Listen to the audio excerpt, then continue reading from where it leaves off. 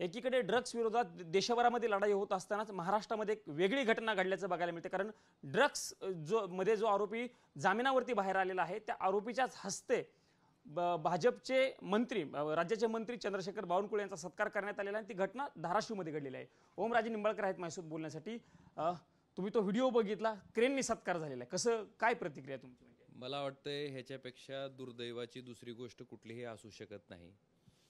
ह्या ड्रग्सच्या प्रकरणात पहिली FIR झाल्याच्या नंतर जे 3 गुन्हे दाखल झाले, त्याच्यानंतर या ड्रग्सच्या प्रकरणातले जे आरोपी आहेत ते पकडण्यासाठी पोलिसांना का वेळ लागला, मला वाटतं ह्याचं उत्तर कालच्या घटनेनं दिलंय।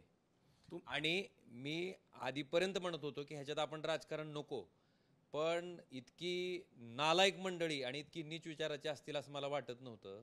कारण ज्या ड्रग्समुळं सर्वसामान्य मुलांच्या त्या ठिकाणी पिढ्या बरबाद होत आहेत, अशा ड्रग्सला पायबंद घालणं मला वाटतं एक लोकप्रतिनिधी म्हणून, एक पालक म्हणून, इथला या देशाचा जबाबदार नागरिक म्हणून हे आपलं कर्तव्य असलं पाहिजे।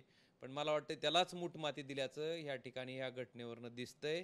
आणि मला एवढंच विचारायचं आहे की ह्या ड्रग्सच्या प्रकरणात मी स्वतः, आमचे आमदार कैलास पाटील, आमदार प्रवीण स्वामी, आम्ही तिघही आपल्या महाराष्ट्राचे मुख्यमंत्री जे गृहमंत्री आहेत त्यांना भेटण्यासाठी गेलो। त्यांना विनंती केली की साहेब हा राजकीय विषय नाही, जरी तो भारतीय जनता पार्टीचा कार्यकर्ता असला तरी म्हणलं हा राजकीय विषय नाही, हा सामाजिक विषय आहे आणि ह्याच्यामध्ये जे कोणी असतील त्यांना आपण मुळासकट उकडून फेकणं, हे रॅकेट पूर्णतः नेस्तनाबूत करणं ही आपली जबाबदारी आहे। अशा पद्धतीची मागणी आम्ही महाराष्ट्राच्या गृहमंत्र्याकडे, मुख्यमंत्र्याकडे केली आणि त्याच्यावर कारवाई करायच्या ऐवजी जर स्वतः महाराष्ट्राचे महसूल मंत्री येऊन त्या ठिकाणी त्याची पाठ थोपटत असतील, त्याच्याकडनं सत्कार घेत असतील, तर ह्या प्रकरणातले अजूनही 18 आरोपी पकडायचे राहिलेत, कसा तपास होणार आहे? म्हणजे कसं ड्रग्सचं रॅकेट हे उद्ध्वस्त होणार आहे? मला वाटतं ह्याचा विचार करणं गरजेचं आहे। आणि पण मला आपल्या माध्यमातून एवढंच सांगायचं आहे की जरी सत्ताधारी पक्षातल्या मंत्र्याला, सत्ताधारी पक्षाच्या सत्ताधारी आमदाराला त्याची काही लाज वाटत नसेल, त्यांना लाज वाटायचे काही कारण नाही। कारण घरात 302चा आरोपी त्यांच्या आहे, त्याच्यामुळे ड्रग्स हे फार त्यांच्यासाठी किरकोळ प्रकरण आहे असं म्हटलं तर काही वावगं ठरू नये। पण सामान्य जनता मात्र हे सगळं अतिशय बारकाईनं बघते। सामान्य जनतेला माझी इतकीच विनंती आहे की अशा पद्धतीनं आपल्या लेकरांच्या पिढ्या बर्बाद करणारं ड्रग्स जी मंडळी ह्या ठिकाणी आणून विकतायत, ज्यांच्यावर गुन्हे दाखल आहेत, अशा मंडळीचा जर त्या ठिकाणी उदात्तीकरण केलं जात असेल तर सामान्य माणसानं त्या ठिकाणी आपल्याला जो लोकशाहीनं अधिकार दिलाय त्या अधिकाराचा वापर करून अशी मंडळी खड्यासारखी बाजूला करणं गरजेचं आहे। कुंपणच शेत खाते असं म्हणायचं का? कारण आमदारांच्या घरात ते राहिले असं तुमचं म्हणणं आहे, गृहमंत्र्यांना तुम्ही भेटले आणि महसूल मंत्री त्यांची पाठ थोपटतायत। मग काय तेच म्हणतोय ना, ह्या पद्धतीनं कशा पद्धतीनं पोलीस तपास करतील सांगा ना मला? ह्या ड्रग्स सारख्या अतिशय, आणि हे आज नाही प्रकरण चालू, हे मागच्या लोकसभा निवडणूक व्हायच्या आधीपासून, म्हणजे ज्यावेळेस आधीचा गणेश उत्सव होता त्यावेळेस मला तुळजापूरच्या महिलांनी, तुळजापूरच्या नागरिकांनी हा विषय लक्षात आणून दिला होता। जे आता आमदार आहेत राणा पाटील, त्यांनी स्वतः सांगितलं की मला हे माहित होतं, त्यांच्या कार्यकर्त्याला त्यांनी ते काय म्हणतात रिहॅबिलिटेशन सेंटर त्यांच्या दवाखान्यात दाखल केलं, तिथून गुजरातला नेलं, हे यांना माहित होतं पण यांनी पोलिसांना सांगितलं नाही का? लोकसभेची निवडणूक होती, विधानसभेची निवडणूक होती, यांच्या निवडणुकीचा काळ होता, तोपर्यंत ड्रग्ज विकलं जातं, विकू देत। सगळ्या निवडणुका झाल्याच्या नंतर त्या ठिकाणी ते सांगतायत की आम्हीच हे सगळं उघडकीस आणलं। मग एक वर्षभर काय लोकांच्या लेकरांचे प्रपंच उद्ध्वस्त होऊ द्यायचे का तुमच्या निवडणुकीसाठी? हाच प्रश्न होता माझा आणि ह्याच प्रश्नाच्या संदर्भात मी वारंवार आवाज उठवत होतो। मला वाटतं कालच्या सत्कारानं त्याच्यावर शिक्कामोर्तब झालं की या ड्रग्ज मधले आरोपी कोणाशी संबंधित आहेत, कोणाच्या आशीर्वादानं हा सगळा काळा बाजार त्या ठिकाणी चालू आहे। आणि ड्रग्स सारखं विष जर आमच्या लेकरांना त्या ठिकाणी ह्यांच्या माध्यमातून मिळत असेल तर जनतेनं आता त्या ठिकाणी ठरवणं गरजेचं आहे की ह्यांचा हिशोब कसा करायचा। मुख्यमंत्री कारवाई करतील अशी अपेक्षा आहे का? तुम्ही काय अपेक्षा ठेवायची सांगा ना, कशी ठेवायची अपेक्षा? बावनकुळे साहेब येऊन त्यांची पाठ थोपटतायत, त्यांच्याच पक्षाचा सत्ताधारी पक्षाचा आमदार त्या ठिकाणी त्याचं उदात्तीकरण करतोय, कशी अपेक्षा कशी ठेवायची?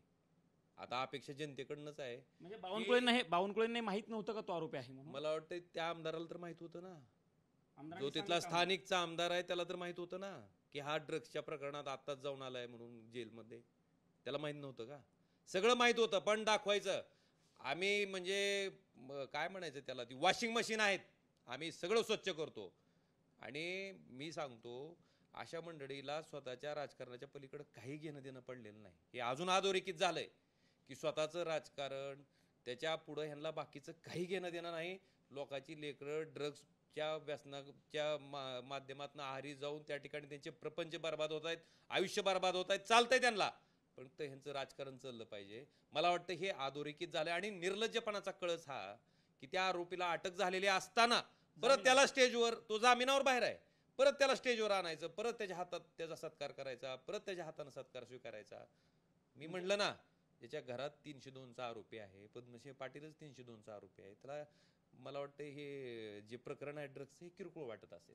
राज्य कारवाई करत नाही, तुम्ही म्हणता अपेक्षा नाहीये तुम्हाला, कशी कारवाई करताना अशी तुमची भूमिका, तुम्ही केंद्राकडे काही भेटणार आहात का, गृहमंत्र्यांची काय वगैरे? मी ह्या प्रकरणात पूर्वी सुद्धा देशाचे जे गृहमंत्री आहेत त्यांनाही निवेदन दिलंय, त्यांच्याकडेही विनंती केली आहे.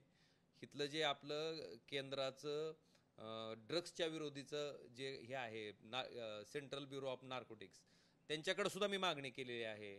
आणि आता हा प्रकार लक्षात आल्याच्या नंतर मी त्यांना स्वतः वैयक्तिक भेटून त्यांच्या कानावर घालणार आहे की ठीक आहे, कुठल्या का पक्षाचा असणार, पण अशा पद्धतीनं आपण त्याचं उदात्तीकरण कुठल्या भाषेत कुठल्या व्याख्येत बसतं हे विचारणार आहे. एक वेगळा प्रश्न विचारतो, राजकीय प्रश्न.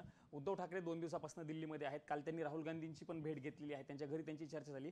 त्यांच्या बसण्यावरनं एक टीका सुरू झाली आहे. उद्धव ठाकरे 6 नंबरच्या लाईनला बसले, आता त्यांनी महाराष्ट्राचं म्हणजे कणा मोडला अशा पद्धतीची टीका होती त्यांच्यावरती. त्यांचे फोटो ट्विट केले जातात शिवसेना म्हणजे एकनाथ शिंदेच्या शिवसेनेकडनं. मला वाटतंय स्वाभिमानी कोण आहे आणि स्वाभिमान गहाण कोण ठेवलाय हे काय कोणी सांगायची गरज नाही. कोणी एक साधा विषय आहे की त्या ठिकाणी इंडिया आघाडीची बैठक होती आणि ती इंडिया आघाडीच्या बैठकीला सगळेजण गेले होते. मला वाटतं इथं बसले तिथं बसले ह्याच्यापेक्षा आज देश ज्या पद्धतीनं जातोय, ज्या स्थित्यांतरातनं जातोय, ज्या पद्धतीनं त्या ठिकाणी जे मतांची चोरी होते, त्या ठिकाणी मतं वाढवले जातात, मतं कमी केले जातात, मला वाटतं हे अतिशय आपल्या देशातल्या लोकशाहीच्या दृष्टीनं महत्त्वाचं आहे. आपण सगळ्यांनी त्याच्यावर लक्ष देणं गरजेचं आहे की ह्या पद्धतीनं ही लोकशाही अबाधित राहण्यासाठी, जिवंत राहण्यासाठी जी लोकशाहीचा आत्मा आहे ते म्हणजे सर्वसामान्य माणसाची मतं ही व्यवस्थितपणे नोंदवली गेली पाहिजेत, व्यवस्थितपणे झालं पाहिजे. मला वाटतं याच्यावर लक्ष देणं गरजेचं आहे. निश्चित आमच्याबरोबर बोलल्यासोबत बद्दल धन्यवाद.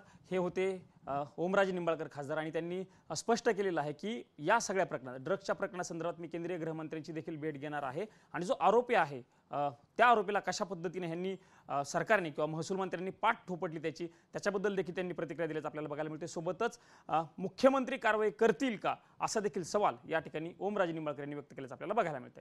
कॅमेरामन राकेश कुमार सह मी प्रमोद जगताप, TV9 मराठी, नवी दिल्ली.